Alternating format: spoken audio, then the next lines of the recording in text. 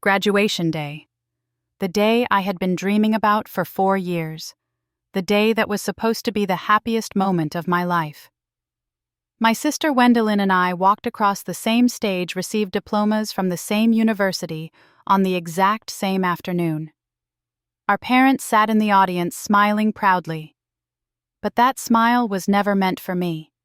It had never been meant for me. They paid every single dollar of Wendelin's tuition. When I asked about mine, they looked me straight in the eyes and said she earned it. I did not. Before I share what happened next, let me know where you are watching from today. Drop your location in the comments below. If stories about overcoming impossible odds speak to your heart, hit that like button and subscribe to join this community.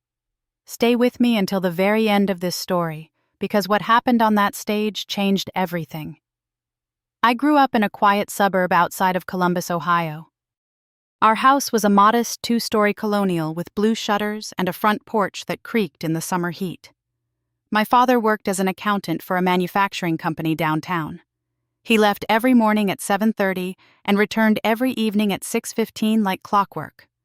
My mother worked part-time as a nurse at a pediatric clinic 3 days a week. From the outside, we looked like the perfect American family. 2 parents, 2 children, a golden retriever named Biscuit, and a minivan in the driveway. Wendelin is 2 years older than me. But when she decided to take a gap year after high school to travel Europe and find herself, as she put it, we ended up starting college at the exact same time. She had always been the golden child in our family. Wendelin had our mother's delicate features, her honey blonde hair, her easy laugh that could fill a room. She knew exactly what to say to make our parents light up. She was the daughter they bragged about at dinner parties, the one whose photos covered the mantel above the fireplace. I was different. Quieter. I preferred books to parties, science experiments to shopping trips. While Wendelin was practicing her cheerleading routines in the backyard, I was in my room reading about black holes and genetic mutations. I was not shy exactly, but I never mastered the art of making our parents see me the way they saw her. The first time I truly understood the difference in how they treated us, I was 10 years old. Wendelin had just turned 12 and announced at dinner that she wanted to learn piano. Within a week, a brand new Yamaha upright piano appeared in our living room. It cost nearly $3,000. Our parents hired a private instructor who came to our house every Tuesday afternoon. Wendelin took lessons for about 8 months before she got bored and quit. The piano sat untouched in the corner for years after that, collecting dust. That same year, I asked for a chemistry set for my birthday. Not an expensive one, just a basic kit I had seen at the hobby store for $45. My father barely looked up from his newspaper. "You do not need that," he said. "You will just make a mess." My mother nodded in agreement. "Why do you want to play with chemicals anyway? Go outside and play like a normal kid." I did not get the chemistry set. For my birthday, I received a gift card to a clothing store I never shopped at. I still remember sitting on my bed that night staring at that plastic card, wondering what I had done wrong. Birthdays became a reliable measure of where I stood in our family. Every year, Wendelin's birthday was an event. Our mother would spend weeks planning themed parties. There were decorations, custom cakes from the fancy bakery across town, and a guest list that seemed to include half of her school. One year they rented a bounce house. Another year they hired a magician. Wendelin would tear through mountains of wrapped presents while our parents filmed everything on their camcorder. My birthdays were quieter. Sometimes our mother would make a cake from a box mix. Sometimes she would forget until the day of and pick something up from the grocery store. The candles were usually whatever we had left in the junk drawer. Presents were practical things like socks, school supplies, maybe a book if I was lucky. Most years there was no party, just a family dinner that felt like any other Tuesday. When I turned 13, our parents forgot my birthday entirely. It was a Wednesday. I came downstairs expecting at least a card, maybe pancakes for breakfast. But my father had already left for work. My mother was on the phone with Wendelin's dance instructor discussing costume options for an upcoming recital. I made myself a bowl of cereal and went to school. Nobody mentioned it until 3 days later when my grandmother called to wish me a happy birthday. I heard my mother's sharp intake of breath from across the room. "Oh, honey," she said after hanging up. "I am so sorry. Things have been so hectic. We will celebrate this weekend." We did not celebrate that weekend, or any weekend after. In high school, the pattern only intensified. Gwendolyn joined the cheerleading squad her freshman year and quickly rose to become captain by her junior year. She was elected homecoming queen her senior year, and our parents threw a celebration dinner at the nicest restaurant in town. They invited our grandparents, aunts, uncles, even some of our parents' friends from work. My father gave a toast about how proud he was, how Gwendolyn represented everything they had hoped for in a daughter. I took a different path. I joined the debate team and helped lead our school to the state championships my sophomore year. I was part of the robotics club that won a regional competition. I maintained a 4.0 grade point average every single semester. I also started working part-time at a pizza shop when I was 16, because I learned early that if I wanted spending money, I would have to earn it myself. My parents never offered me an allowance the way they did Gwendolyn. What confused me most was their reaction to our grades. Gwendolyn was never a strong student. She struggled with math and science, and her essays often came back covered in red ink.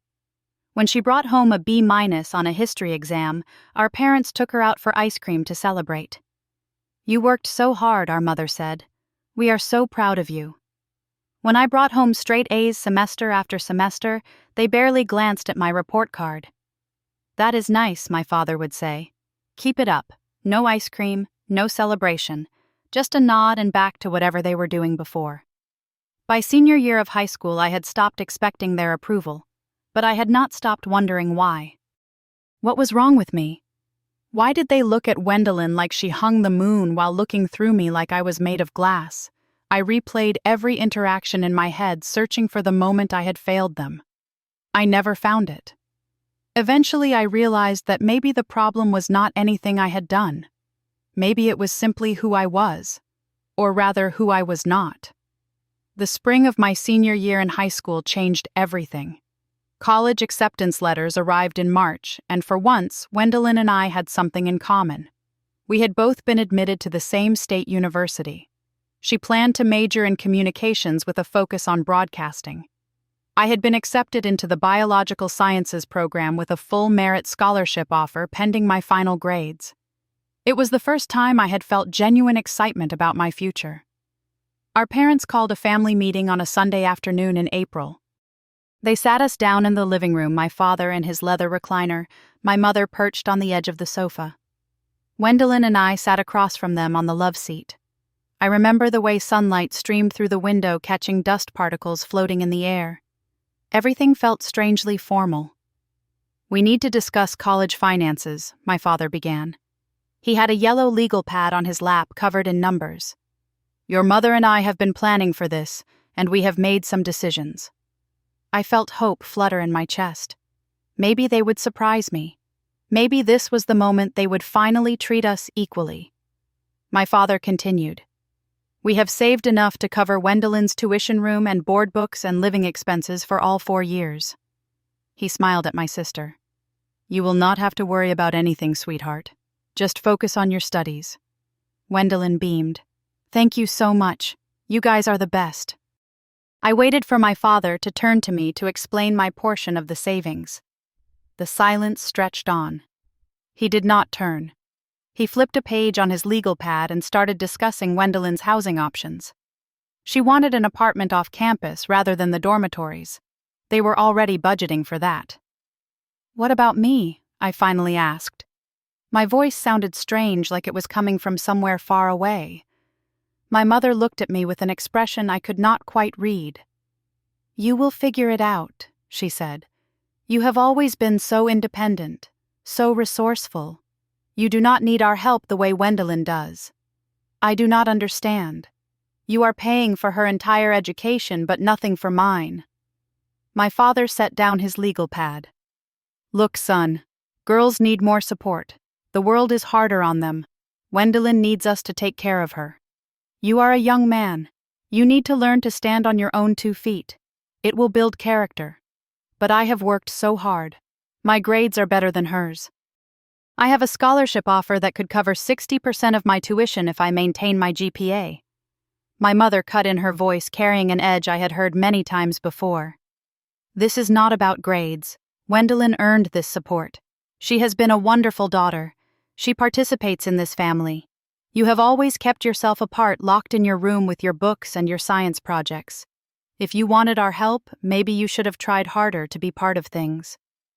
I looked at Wendelin, desperate for her to say something, to defend me, to point out the unfairness of what was happening.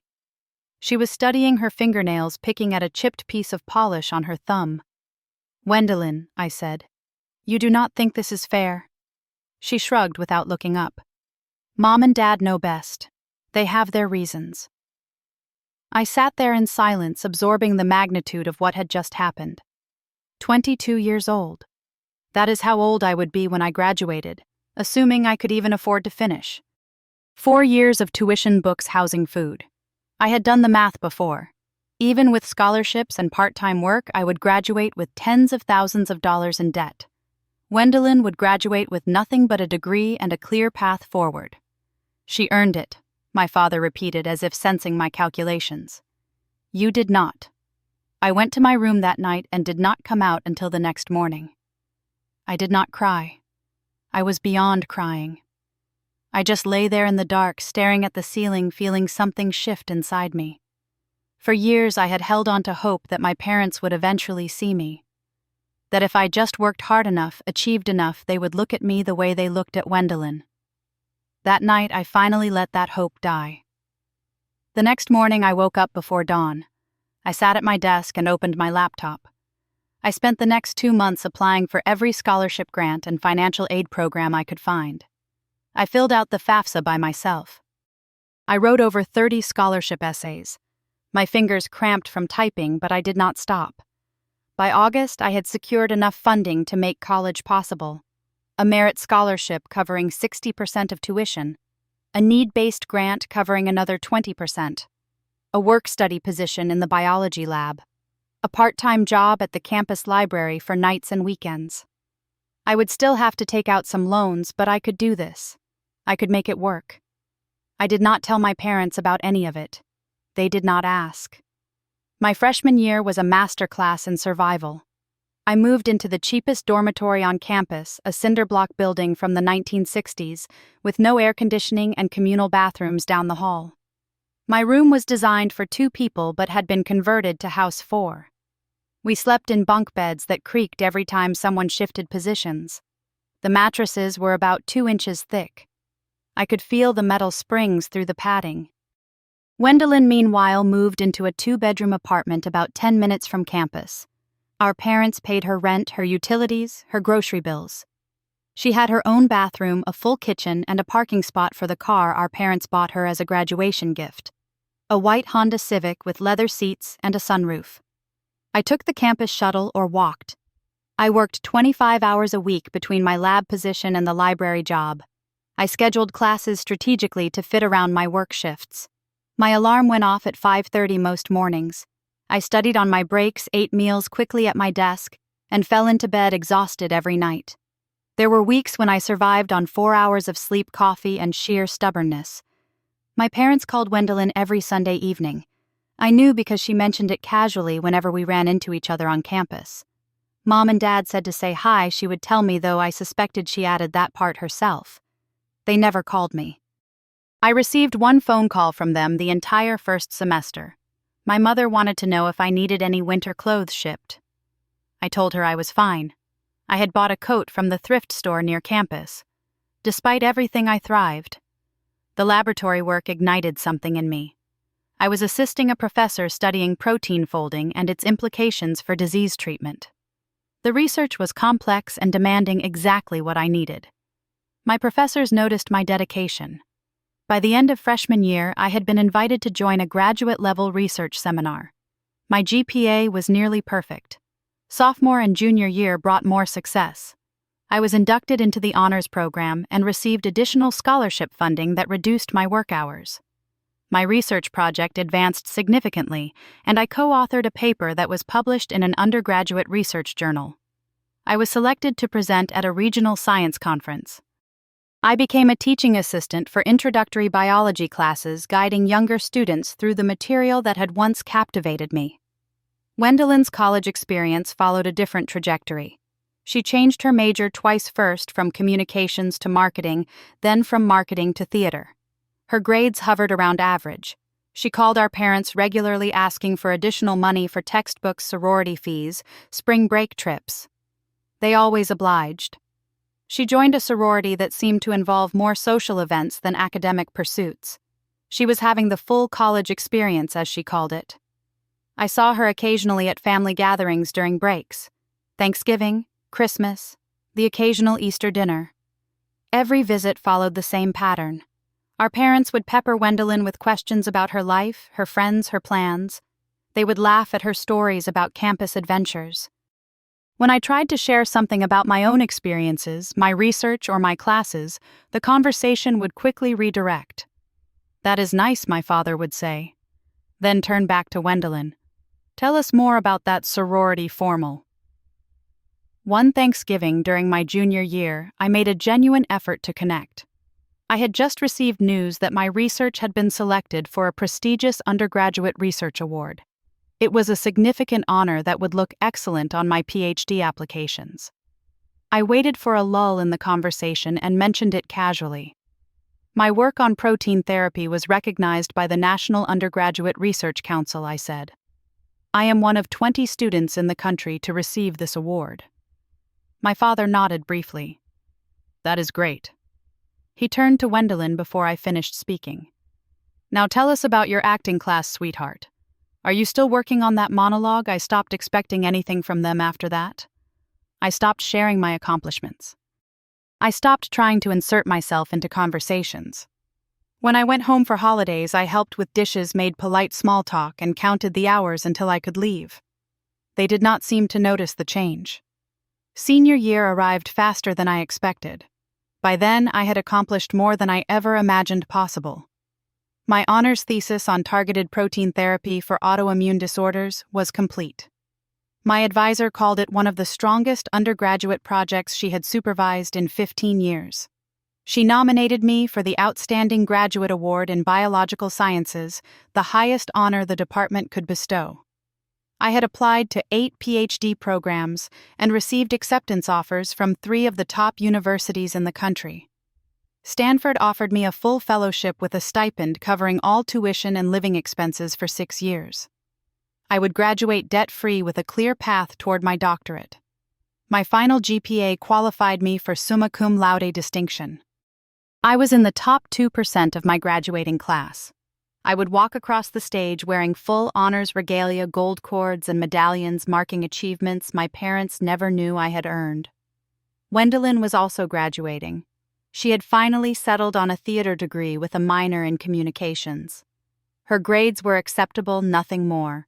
No honors, no awards, no graduate school acceptances. She planned to move back home after graduation and figure things out from there. 2 weeks before the ceremony, my mother called. It was the first time she had called me in months. "We are so excited for graduation day," she said. "Your father already requested time off work. We will be there in the front row cheering for you both." I could hear the pride in her voice. It was not directed at me. "Can you believe our Wendelin is graduating college? We are just so proud of her." I thought about telling her, about the awards, the honors, the fellowship. But something held me back. They would find out soon enough. The stage would tell my story better than I ever could. Graduation morning dawned clear and warm. Late May in Ohio can go either way, but that day was perfect. Blue skies, light breeze, temperature hovering around 70 degrees. The ceremony would be held in the university's football stadium, with over 10,000 graduates and their families expected to attend. I arrived at the staging area early. I had collected my regalia the day before from the Honors College office. The standard black gown and mortarboard were enhanced by several additions. A gold honor cord signifying summa cum laude, a blue and gold stole from Phi Beta Kappa, the oldest academic honor society in the country. And hanging around my neck, the bronze medallion awarded to the outstanding graduate in biological sciences. Each piece represented years of work sacrifice and determination. I found my place in the alphabetical lineup and waited. About an hour before the ceremony began, I spotted my family walking through the staging area. My father wore his best suit. My mother had clearly spent time at the salon, her hair styled in careful waves. Gwendolyn was already in her graduation gown, plain black, with no additional honors. They found me in the crowd. My mother's eyes swept over my regalia, and I saw her brow furrow slightly. She did not ask about the cords or the medallion. She did not seem to recognize what they meant. "What matters is we are all here together," she said, squeezing Gwendolyn's arm. My father had his camera ready. "Let us get some pictures before things start." He positioned Gwendolyn in front of a university banner and began snapping photos. Different poses, different angles, different smiles. I stood a few feet away watching. Nobody invited me into the frame. After about 15 minutes of Gwendolyn's photo shoot, my mother glanced at her watch. "We should find our seats." She gave Gwendolyn a tight hug. "We are so proud of you, sweetheart." She glanced at me briefly. "Good luck to you, too." I watched them walk toward the stadium seating. Then I took my place in line and waited for the ceremony to begin. The procession started at 10 o'clock sharp. Thousands of graduates filed into the stadium as pomp and circumstance echoed through the speakers. We sat in our designated sections organized by college and department. The speeches began the usual mix of inspiration and nostalgia. I barely heard them. My mind was focused on what was coming. The diploma distribution took nearly 2 hours. Graduates walked across the stage in alphabetical order within their departments. Gwendolyn's name was called somewhere in the middle of the communications graduates. I watched from my seat as she crossed the stage, shook hands with the dean, collected her diploma cover, and walked off to polite applause. From somewhere in the stadium, I heard my father's distinctive whistle, the one he used at Gwendolyn's cheerleading competitions years ago. Then came the special recognitions. Each college presented awards to outstanding graduates. When the College of Biological Sciences was announced, the dean stepped to the microphone. "It is my honor to present the Outstanding Graduate Award in Biological Sciences," he said. This award recognizes exceptional academic achievement, significant research contributions, and demonstrated leadership in our field. This year's recipient has maintained a near-perfect grade point average while conducting groundbreaking research on protein therapy. His work has been published in academic journals and presented at national conferences. He has been accepted to multiple top-tier doctoral programs with full fellowship support. Please join me in congratulating this year's recipient. He said my name. The sound echoed through the stadium. I stood from my seat and made my way to the aisle. As I walked toward the stage, I could feel thousands of eyes on me, but I was looking for only 3. I found them in the stands about halfway up. My parents were frozen in their seats. My mother's hand covered her mouth. My father sat rigid, his camera hanging forgotten around his neck. Gwendolyn was staring at me with an expression I had never seen before, something between shock and disbelief. I climbed the stairs to the stage. The dean shook my hand and handed me a framed certificate and a crystal award. He leaned in and spoke into the microphone about my achievements, my GPA, my research publications, my acceptance to Stanford with full funding, my plans to continue studying protein therapy with applications for treating autoimmune disorders. The audience applauded. In the faculty section, my research advisor rose to her feet, clapping enthusiastically. Other professors joined her. The applause grew louder. I looked out at the stadium, at the sea of faces, at my parents still sitting motionless in their seats. For a brief moment, our eyes met. Then I turned away. I thanked the dean, smiled for the official photographer, and walked off the stage. After the ceremony ended, graduates flooded the field to find their families. I was surrounded by classmates and professors offering congratulations. My advisor found me in the crowd and wrapped me in a hug. "You earned every bit of this," she said. "I could not be more proud." I felt a tap on my shoulder. It was my mother. She looked older than she had that morning, the lines around her eyes deeper, her smile strained. My father stood behind her, hands shoved in his pockets.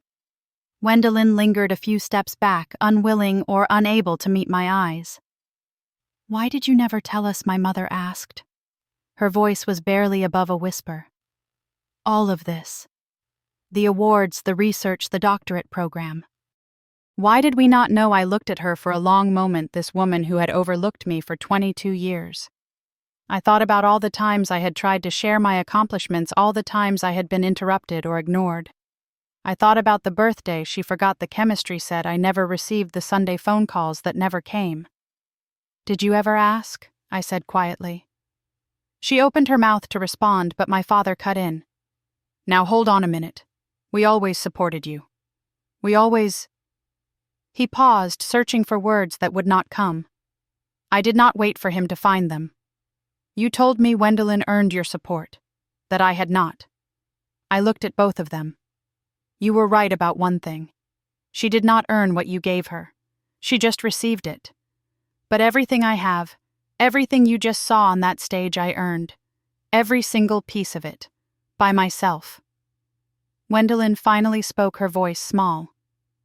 "I did not know about any of this. You never said anything." I turned to her. "You never asked either. None of you did." I saw my advisor waving to me from across the field, surrounded by other faculty members waiting to celebrate. My people, the ones who had actually supported me. "I have to go," I said. "Congratulations on graduating, Gwendolyn. I hope you find what you are looking for." I walked away.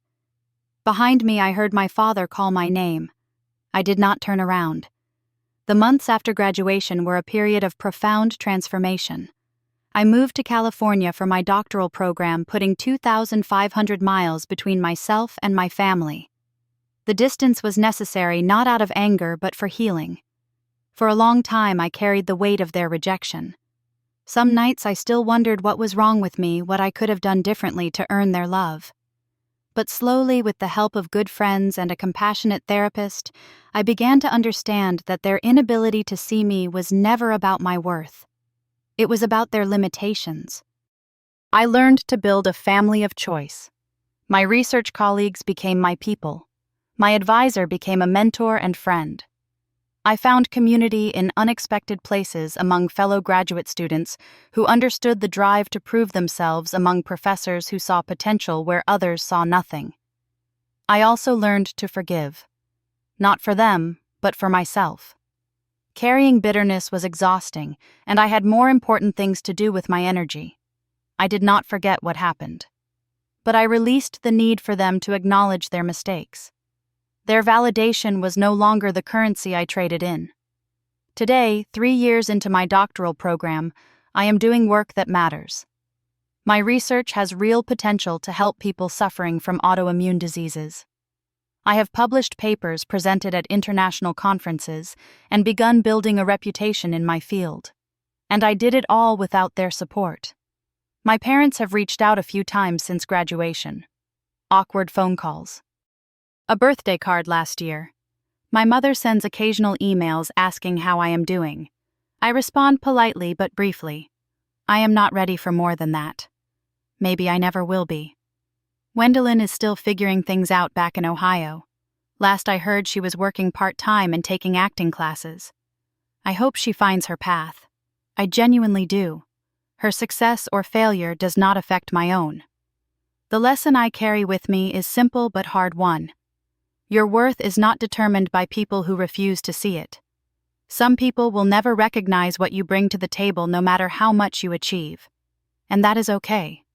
Their blindness is not your burden. The sweetest success is the kind you build with your own hands. Not because someone helped you, not because someone believed in you, but because you believed in yourself when no one else did. If you are watching this and you see yourself in my story, if you are the one who gets overlooked, the one who works twice as hard for half the recognition, hear me when I say this. One day you will have your moment on the stage. The spotlight will find you. And when it does, it will not be because someone gave you permission. It will be because you earned it.